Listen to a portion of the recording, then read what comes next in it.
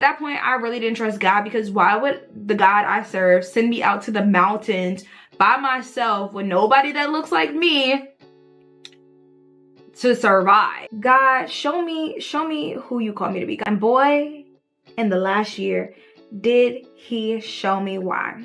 What's up, you guys, and welcome back to my channel. It's your girl Malaysia Simone, and today I am unpacking my life a little bit, and I'm going to tell you guys how I got into this place of literally living my dream life. It is crazy to me to even think about it, but I'm just glad that I'm starting to share my life now, because there's so much more to be explored. God is blessing in this season, and he is really like, daughter, look at yourself in the mirror. Look how amazing I made you. Look how purposeful you are, and look how worthy and deserving you are in this season.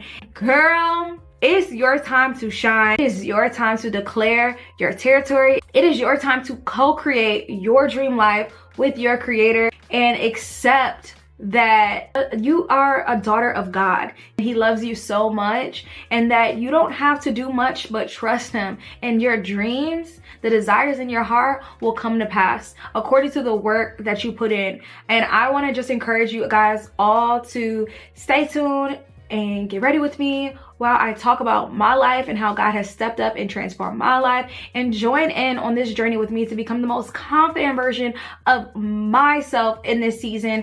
And I want you to do the same thing for yourself, because I want to be confident in who God called me to be. Not what the world says I should be or what I wanted to be when I was vision boarding and all the things in the past, but what I understand now to be my purpose and God's will for my life. And so if you're looking to have your dream life according to God's will and God's way, stay tuned and get ready with me. Let's go. All right, so how did I get my dream life? This is going to be a get ready with me, because I felt like that would be the best way for me to like chit chat and let you guys get to know me a little bit. So we're gonna start off with brows. So give me like a quick second, because I can't talk into my brows at all. So one moment.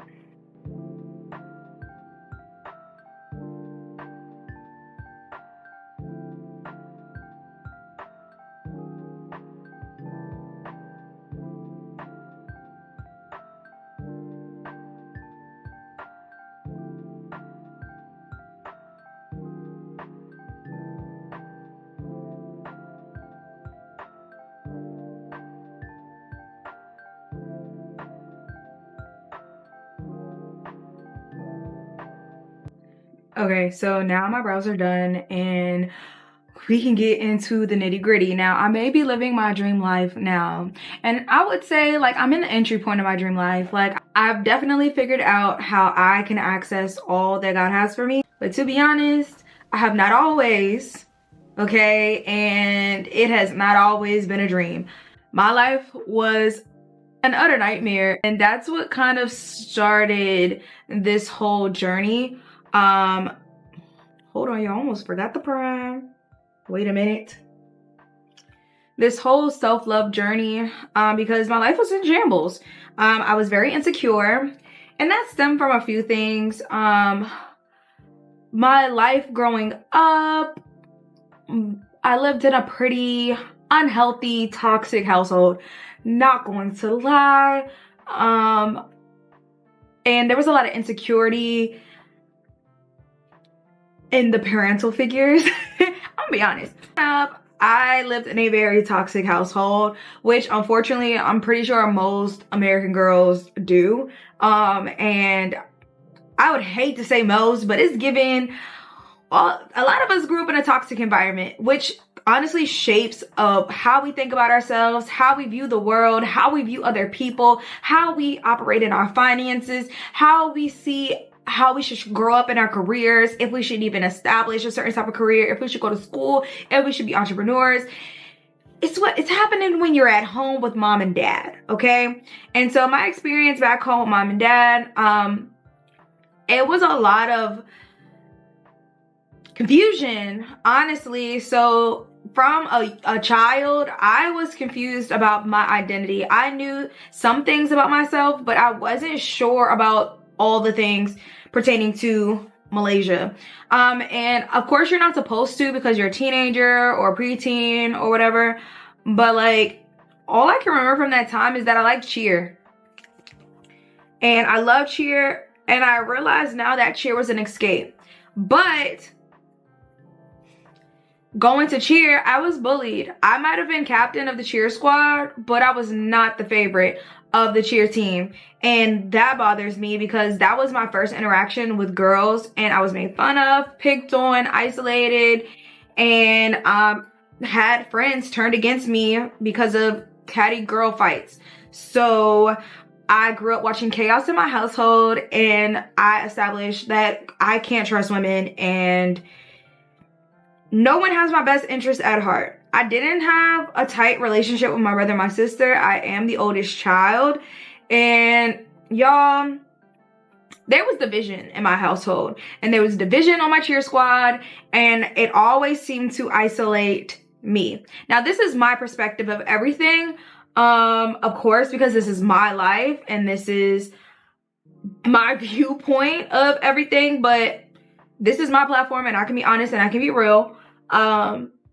With consideration of the parties that have helped mold me into the woman that I am today, my life was very, very hard to like digest. And all I wanted to do then was create. I wanted to create and play and cheer. That's it. If I could cheer and create, that's all I wanted to do. I didn't have the support that I desired from my dads. And when I say dads, I mean dads. About 8, I found out that my dad that I knew all my life, up until that point, was actually my stepdad. And I had a real dad. And that would explain why I don't look like my brother and my sister, and why things just are weird. You know, and from that point on, my life got messy because of things around that situation. So I had daddy issues from that point on. I thought this man was my dad. This man is not my father. I don't know who my father is. Well, I do, but I don't. I never met him personally. Like, I don't have a relationship with this man. And now I'm second guessing myself and my mom. Can I trust her? Can I trust this man who's not my dad? Who are these people that you call my brother and my sister, and how are they half? You know, like all these things. Too much for a child to understand is what I just coupled and just went with as a child, honestly, which kind of sucks.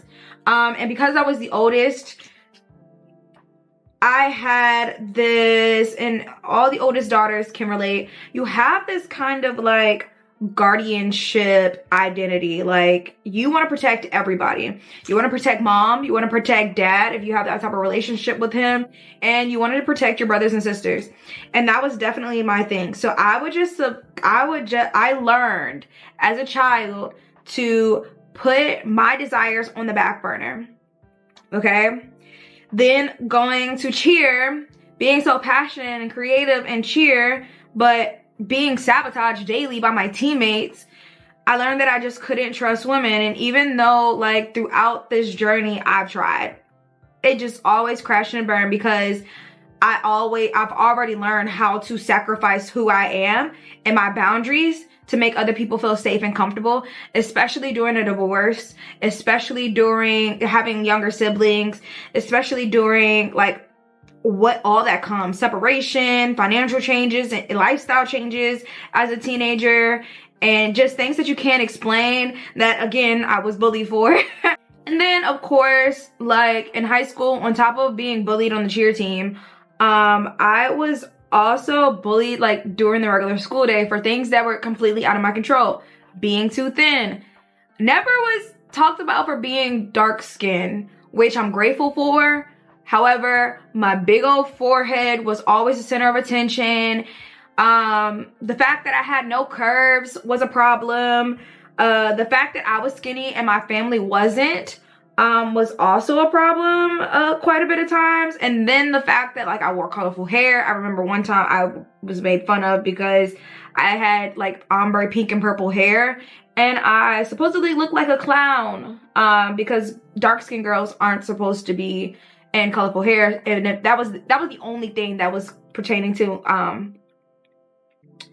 my skin tone. But that also shaped a lot of things. Like I'm just not allowed to do. I'm not allowed to wear braid hair. I'm not allowed to do these things. I'm not allowed to wear heels to school because I'm doing too much. As I got older, like, I didn't start dating till I was like late 17, 18. And then of course I got into my first relationship was toxic. And boyfriend at the time was very insecure, and I was coming into myself around this age. I felt like my features filled out. I was prettier. I'll be honest, I was an ugly duckling. I'm not gonna lie. But like I started to get some curves and things like that, and I was accused of being a whore because what else? What else would you be accused of at 17, 18? I was still a virgin, so I didn't even understand. It's also stuff like people are accusing you of crazy things, just crazy things. And I was so sensitive because I've always held all my emotions in. That just like ruined me. Like that just ruined me. But God. So like, what is my turning point? So when did I realize that I was in chaos, right? Like what was the point that I learned that, girl, you aren't in the best condition at all?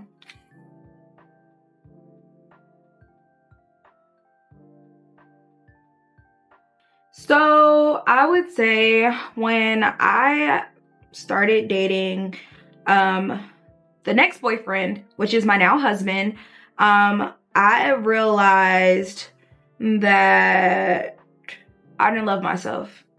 And the point of which I realized this was because my husband, my boyfriend at the time, treated me better than I treated myself.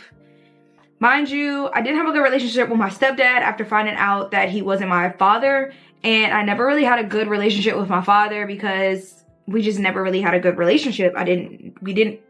We never took the time to establish a relationship. So with that being said, when I met him, he was attractive and he didn't make me feel like I owed him anything, which was hard because growing up, I felt like I owed my parents because an apology, because at that time I felt like I ruined their marriage because that's when things started to look like they were going downhill.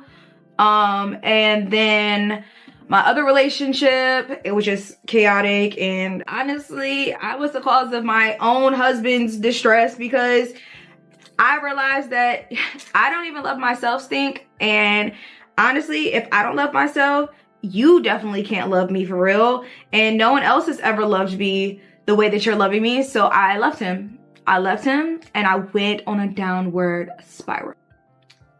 But God, because we are still here today and we are healthier than ever. And we've been married for 5 years. So praise God. At this time, I had started my first hair company. I had started my first hair company at my now husband's house as he was my boyfriend, and I broke up with him and I was still working a full-time job. At this point, I've been trapping for like 2 months for my hair extensions. It was homecoming and the girls were starting to show me support. I didn't smoke or drink at this time, but because I was so depressed, I found myself getting heavily intoxicated to smother my misery. Y'all, I was a walking embarrassment to myself and I just couldn't stop self-sabotaging. Like, I was not pleased with the relationship that I had lost because I had lost it, and I was not pleased with the current relationship that I was in. And it was just a crash and burn situation. It was really, really, really, really, really, really bad. I was smoking. I was drinking. I was giving my body to a man that was not my husband. It won't ever gonna be my husband. Like, girl, it wasn't cute. It won't cute at all, and I just couldn't stop myself. Now, one day, got too high, and I realized that I hated where I had landed. It took me to have a really bad trip to realize that I had let myself go. I was eating my sorrows away and all the things, and your girl got some curves that weren't ugly. I carried the weight really cute, but I realized that I was definitely self-sabotaging. So I was just like, okay, well, let me get my little self together and get up out of this grave. So I started taking care of myself. This is not even the worst of it. So this is point one, when I started to transform my life. Going into 2017, I started to find myself. I started going to the gym. I started getting a workout regimen, and I started to lose weight because I didn't like how I was looking. I didn't. I couldn't fit my clothes. And as I was going to work, the only thing that I could wear to work was literally oversized cheer t-shirts that I had from high school and leggings. This was my first like ever single season as an adult. Mind you, I was probably like 19, 20, I don't remember. I started working out. I wasn't talking to anybody. I wasn't talking to my husband. He went to the military. I started writing letters because in that time I realized that I probably lost the love of my life. That's another story for another day. But I was going to the gym and I was getting myself together. And by March, I had been able to fit my clothes again. And I was really confident and I was finding my footing. Then me and my best friend got our own place together. And I was just like, well, I make enough, you make enough. Let's just move out, get our own place, and become adults. I was 19. We're living our best lives in that apartment, free, and I really started to find myself. But then I also found myself pretty miserable as well, because what I was living like, I was going out, I was drinking, I was still partying. And that ain't the life that I wanted for myself at the end of the day. Mind you guys, I still didn't like self-love. I was doing what the girlies were saying, trying to eat healthier, getting more disciplined with my meals, going to the gym, listening to like audiobooks. Like I've been doing that, taking care of my skin. This is when I started my skincare journey.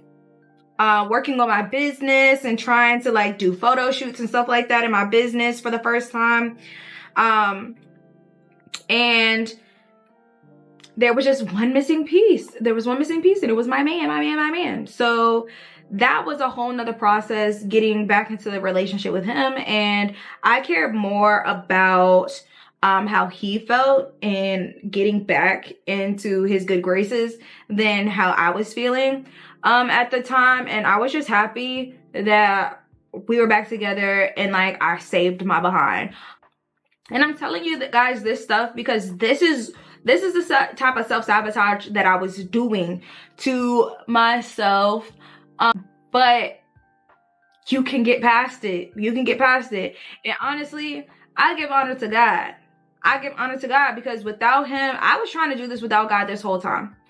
I was starting businesses. I was networking. I was doing all these things that look good on the outside that were just not good. So at this point, that was 19. So we've been dating. I've been building my business. I've been working my full-time job. I started working another job on top of my business to compensate for my bad spending skills, which I'm still recovering from at 27, I know. And then at 22, me and my husband at the time, fiance, got married. This is where it gets real. We got married. That was a really quick experience. And then I find out I'm pregnant, and then we moved stateside to Colorado. In the drop of a dime, I am a mother-to-be, a wife. I'm 1,400 miles away from everybody that I know, everything that I know. Just me, just away from myself, child. and I fell into a really deep depression. Started having nightmares and being newlywed and having a baby on the way, being hormonal and emotional. It just was a medley for depression and postpartum, which I experienced all of that. I didn't even give myself a break after being pregnant. I went straight into doing hair. I think it was like 3 weeks after I gave birth, I was standing up doing hair. I was trying to be superwoman. My husband made all the money, but I was still trying to provide for myself. I didn't trust him. I didn't trust myself. And at that point, I really didn't trust God, because why would the God I serve send me out to the mountains by myself with nobody that looks like me to survive? So I was mommy by myself for several months of the first year of Halo's life, breastfeeding and trying to create some type of career for myself without the mental capacity to do it. So I've never poured into myself. I didn't pursue love for me. I didn't pursue business for me. I didn't get jobs for me. I never put myself first. Was I happy with a lot of these things? Was I happy about being a mother? Was I happy with my husband? Was I happy with the business that I was doing? Yes, but it was something missing, and it was my faith. Like, I'm not going to survive. So literally, I was like, I gotta give it up. I gotta give it up.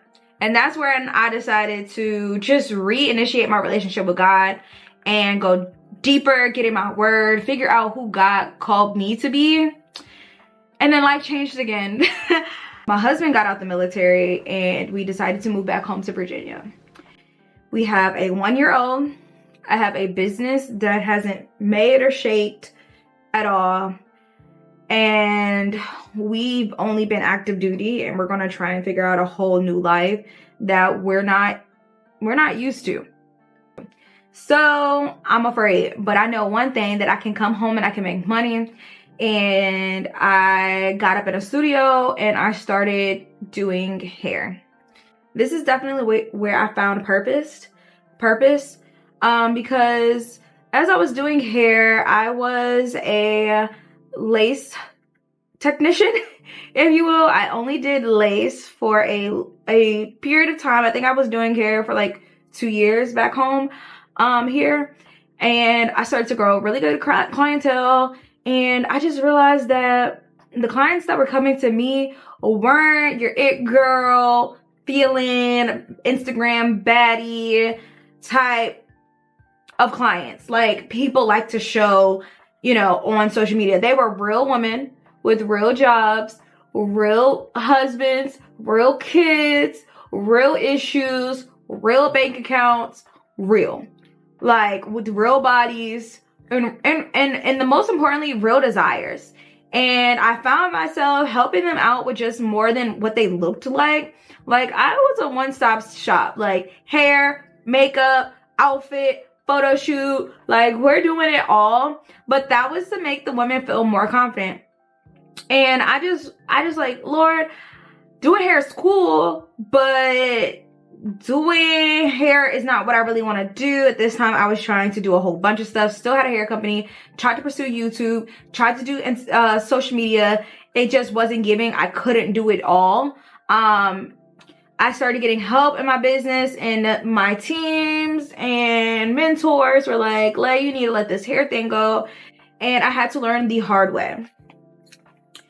One of the things that I would say shifted me originally into a life that's better for me is changing my community. Now, a lot of those times where I was working in the studio, I was trusting people and putting my faith into man.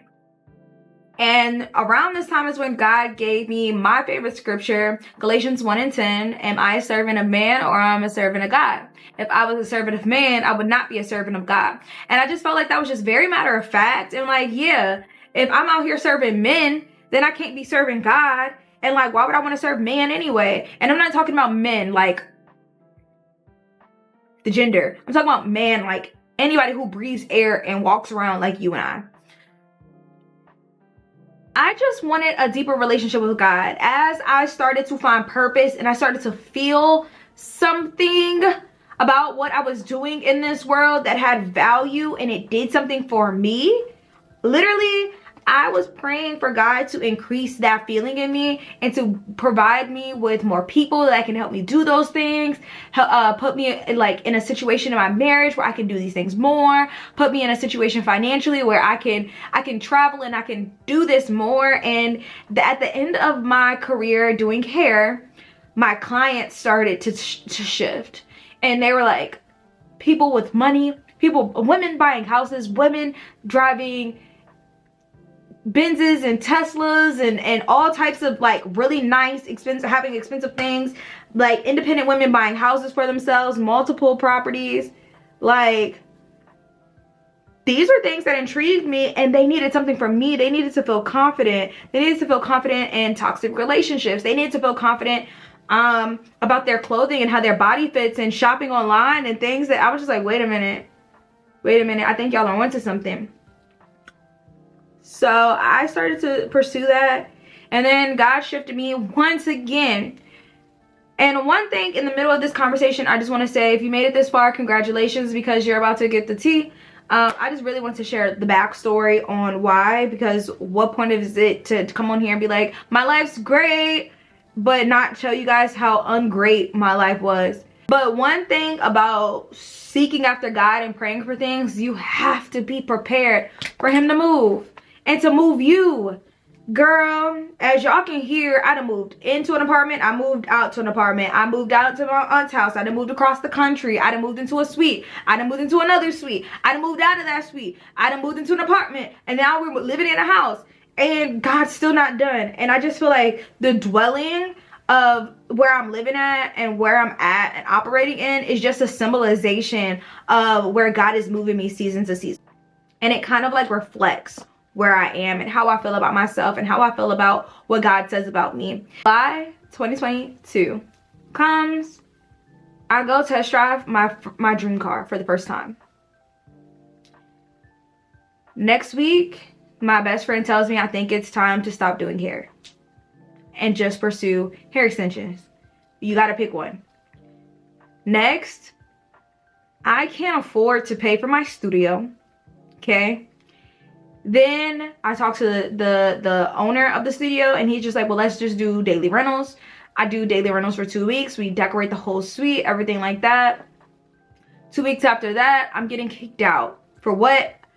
Because it won't make it enough money in a timely fashion. That's just, it just is what it is. This entrepreneurial world, like, it's kind of dog eat dog, you know what I'm saying? It's just like a kind of a dog eat world out here. Like, either you running or you get ran over. But the good thing about serving God and living for God is that even if somebody bulldozes you, God transform you into a road to where you're able to endure that. And although in that season you're just like, I'm supposed to be driving on this road, not become the road. But then it's just like, I learned how like valuable the road is. And I learned how to become the road for the moment. And that's really what it is. And I got bulldozed. I'm not gonna lie. All my little dreams. And when I say little, I don't mean like they were little and I'm downplaying my dreams. I'm talking about the ideas that I have for myself compared to what God had for me. Point blank period. This ain't got nothing to do with you. This ain't got nothing to do with me. This is all about the Lord and what he has for me. So I get with my best friend and we start daydreaming. And we realize that in this season, after all this stuff is happening, that we might be depressed. And what do we want in this season is an accountability partner. A community, if you will. And so we started a podcast. It's the Saved and Paid podcast. If you're interested, I'll go ahead and link everything below. We're getting ready to power up season 2. And when I say getting ready to, when the Lord is ready to release us into season 2, I pray this prayer. God, show me who you call me to be. God, show me what you call me to do. Show me who I am. Why these blessings and this grace and this anointing is on my life. Show me why. Show me why. And boy, in the last year, did he show me why. In this last year, 2023 to today, 2024, I have started a new take on life. Honestly, God showed me who he called me to be, what he wanted me to do. And I've been hacking at it slowly but surely. There's been restoration in my heart towards my marriage. There has been restoration in my business. God has released me back into having a hair company, Flawless Halo, and I launched that in August of last year, 2023. I am in a place where like I have daycare for my daughter, and like we're on a schedule, and it's just working out. My husband was working overnight, and now he's working days. So now everybody on my house is on the same schedule, and I can be in here recording like this. All the fake, phony, vulture people in my life have fell off. Like, vengeance is mine, save the Lord. Okay? Nothing that I have in this life that I can say God didn't have a hand in it. Literally. Y'all, I went from being depressed, sad, and lonely because I'm a stay-at-home mom to being happy and thanking my husband for his sacrifice and learning how to serve as his wife in this new position that has been the same position, but that I'm finally in a place to accept. I had to learn how to accept where God had me. I was fighting against him for so long. I had to accept that the target audience and my hair company wasn't the audience for me. I had to realize that me doing hair wasn't all that I could do. I had to realize that my voice is more powerful than what I could do with my hands. That's why I'm here. And I just didn't think that what God showed me about myself would be made possible. But let me tell you, listen to that prayer and receive it for yourself in your heart, and start to listen to what God has for you, because there is nothing that he can't do. There's nothing that he can't do. And I'm here now, finally in a place to accept that God loves me, and that I am fearfully and wonderfully made, and that God chose me for such a time as this.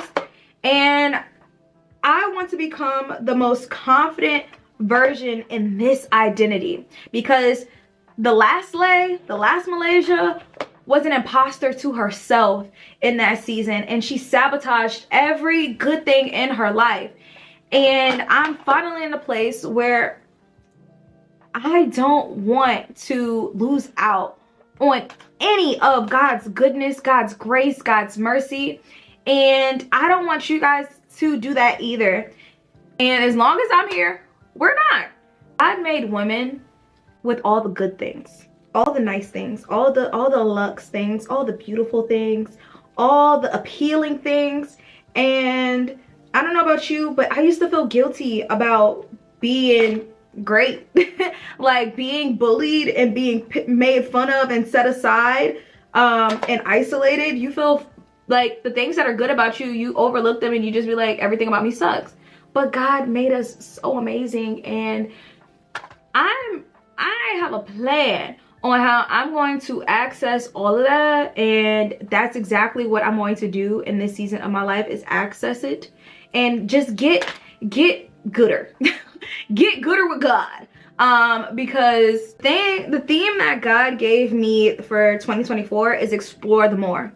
I'm living in a brand new house that one day me and my husband, we didn't know where we were going to live, and now we live in a brand new house.